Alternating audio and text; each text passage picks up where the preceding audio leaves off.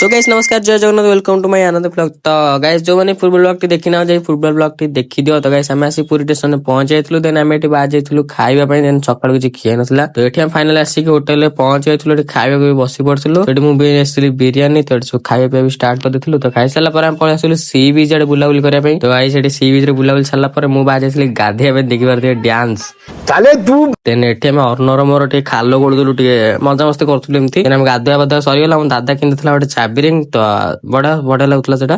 ତ ଆମେ ଗୋଟେ ଡାଇରେକ୍ଟ ବାହାରି ଗଲୁ କୋଉଠି ନା ମନ୍ଦିର ଟେ ଯେହେତୁ ସନ୍ଧ୍ୟା ହେବା ବସିଲାଣି ତ ଆମେ ଡାଇରେକ୍ଟ ବାହାରି ଗଲୁ ମନ୍ଦିର ଟି ବୁଲାବୁଲି ସାରିକା ପୁଣି ଭୁବନେଶ୍ୱର ରିଟର୍ନ କରିବାର ଅଛି।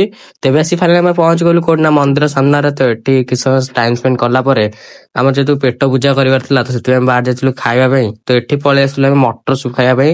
ତ ଗାଇସ୍ ମଟର ସୁପ୍ ବି ଆସିଥିଲା ଆରି। ତ ମଟର ସୁପ୍ ଖାଇସାରିଲା ପରେ ଆମେ ଡାଇରେକ୍ଟ ବାହାରି ଗଲୁ କୋଉଠି ନା ବସ୍ ଷ୍ଟାଣ୍ଡ।